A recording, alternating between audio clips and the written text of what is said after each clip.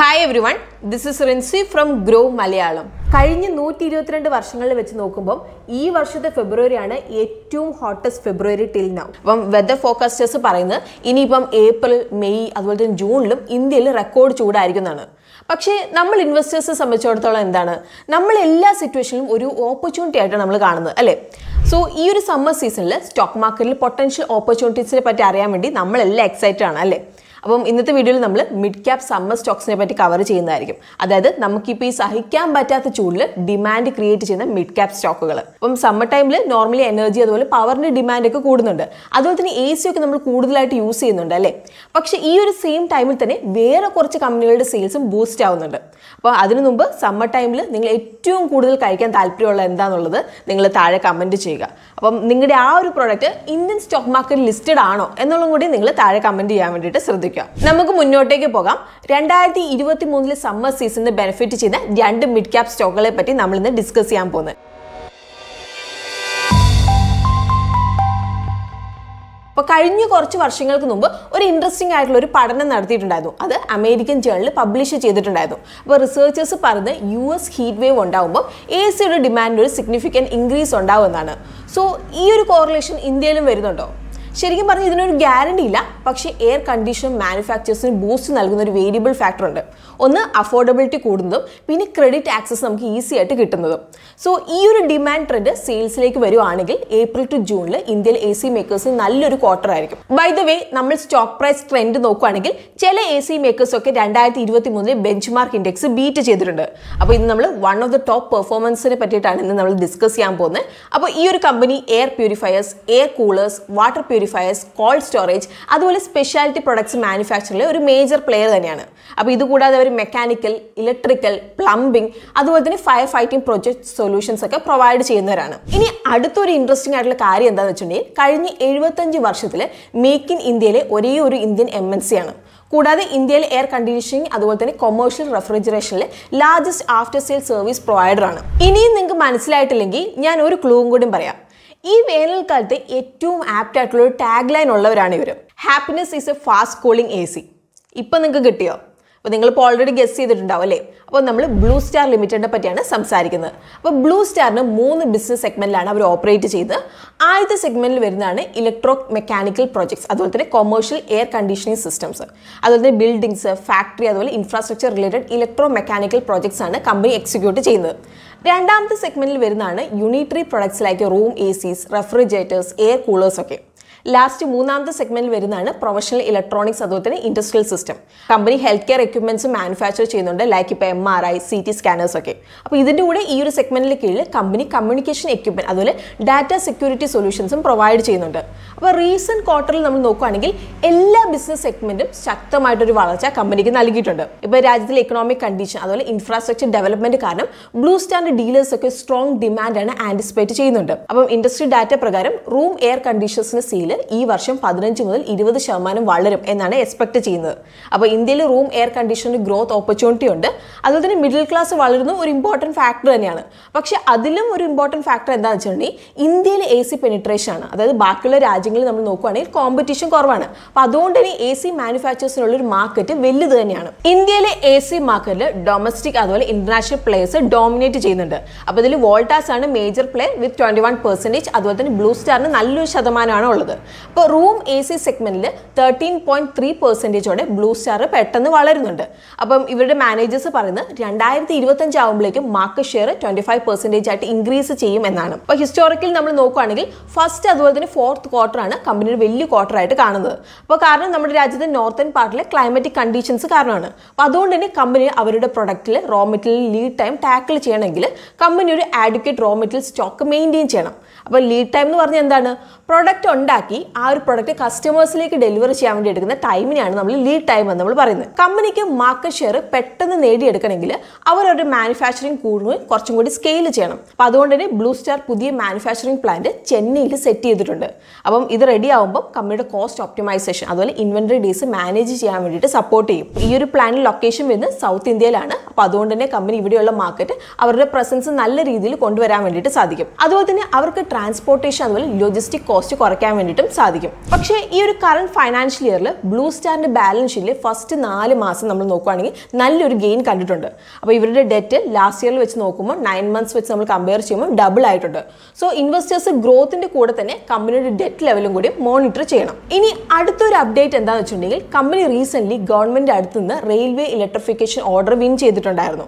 അപ്പോൾ ഇത് വെച്ച് അവർ റെയിൽവേയിൽ ഒരു പ്രസൻസ് അവർ എക്സ്പാൻഡ് ചെയ്യുന്നുണ്ട്.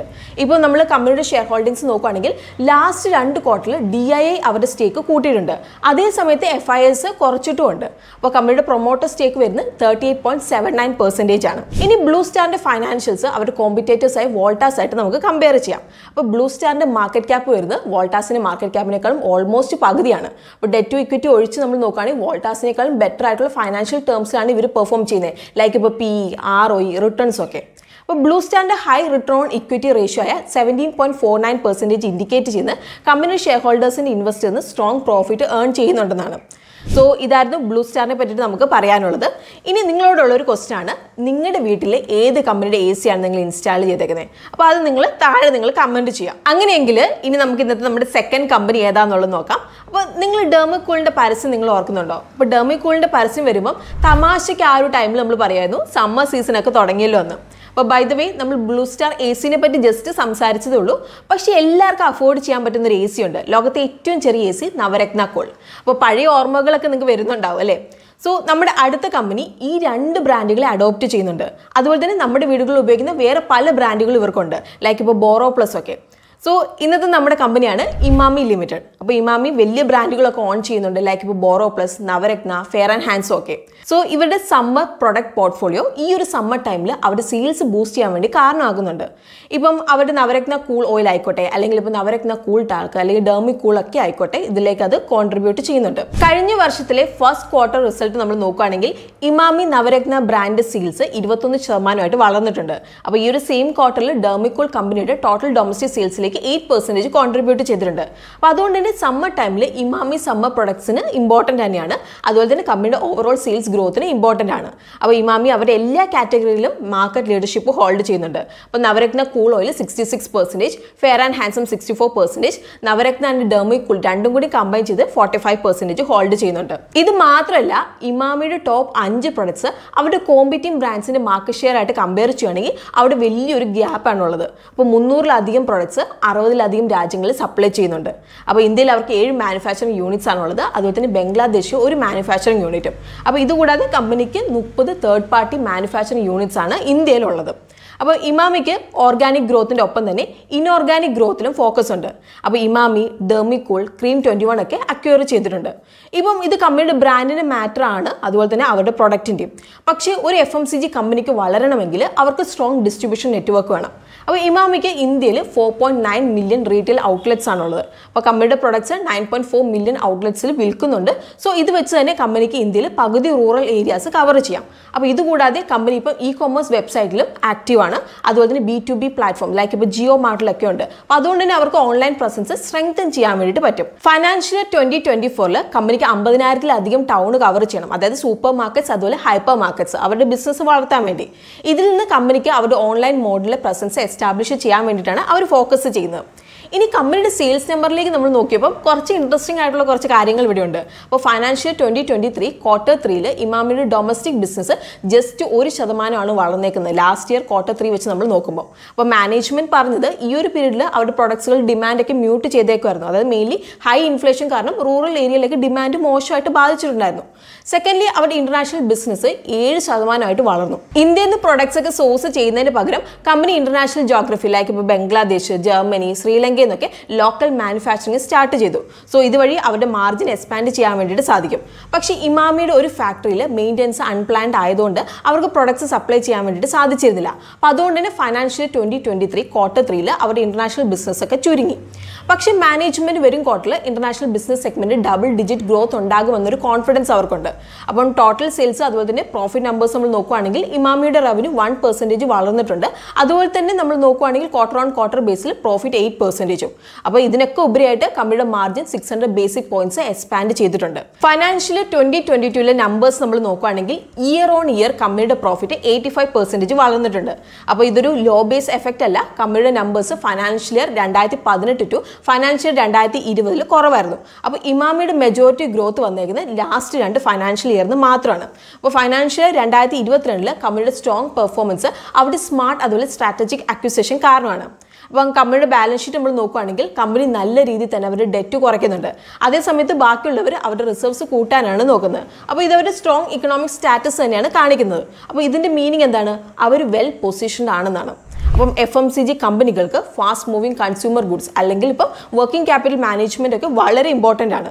അപ്പോൾ ഈ ഒരു ഇൻഡസ്ട്രിയിൽ കോമ്പറ്റീഷൻ ഒക്കെ വളരെ ഇൻറ്റൻസ് ആണ്. അതുപോലെ തന്നെ അവരുടെ മാർജിനും വലുതാണ്. അപ്പോൾ അതുകൊണ്ട് തന്നെ കമ്പനിക്ക് ഇൻവെന്ററി മുതൽ സെയിൽസ് വരെയുള്ള അവരുടെ ഓപ്പറേഷൻസ് ഇൻറ്റൻസ് ആയിട്ട് നടത്തേണ്ടതായിട്ട് വരുന്നത്. പിന്നെ കമ്പനി എത്ര എഫിഷ്യൻ്റ് ആണ് എന്നുള്ളത് അവരുടെ ക്യാഷ് കൺവേർഷൻ സൈക്കിൾ നമ്മൾ നോക്കിയാൽ നമുക്ക് മനസ്സിലാക്കാം. അപ്പം ക്യാഷ് കൺവേർഷൻ സൈക്കിൾ എന്ന് പറഞ്ഞാൽ എന്താണ്? മാനുഫാക്ചറിംഗിൽ അതുപോലെ തന്നെ ഇൻവെന്ററിൽ കമ്പനി ഇൻവെസ്റ്റ് ചെയ്തേക്കുന്ന ക്യാപിറ്റൽ ഫൈനൽ സെയിൽസിലേക്ക് മാറ്റാൻ എടുക്കുന്ന ഡേയ്സിനെയാണ് ക്യാഷ് കൺവേർഷൻ സൈക്കിൾ എന്ന് പറയുന്നത്. നമുക്ക് ഇനി ഇമാമിയുടെ ക്യാഷ് കൺവേർഷൻ സൈക്കിൾ അതുപോലെ തന്നെ കുറച്ച് ഫൈനാൻഷ്യൽ ടെക്നിക്കൽ മെട്രിക്സ് നമുക്ക് നോക്കാം. അപ്പോൾ ഒരു ബെറ്റർ ഐഡിയ കിട്ടാൻ വേണ്ടിയിട്ട് നമ്മൾ ഗോദ്രേജ് കൺസ്യൂമേഴ്സ് അതുപോലെ ഡാബർ ഇന്ത്യയുടെ കൂടെ മെട്രിക്സ് നമ്മൾ എടുക്കുന്നുണ്ട്. അപ്പോൾ ഈ രണ്ട് കമ്പനിയുടെ മാർക്കറ്റ് ക്യാപ്പ് ഇമാമിനേക്കാളും കൂടുതലാണ്.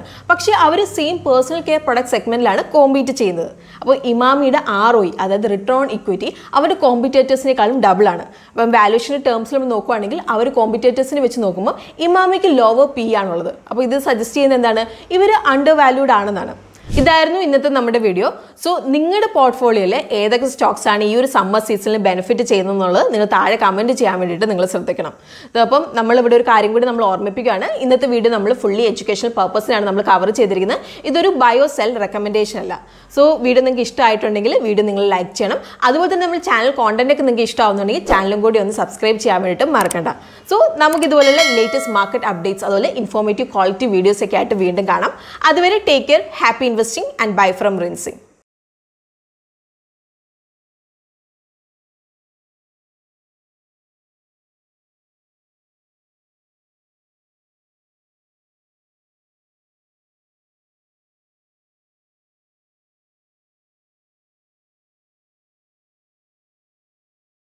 Investment in securities market are subject to market risks. Read all the related documents carefully before investing. Please read the risk disclosure documents carefully before investing in equity shares, derivatives, mutual fund, and or other instruments traded on the stock exchanges.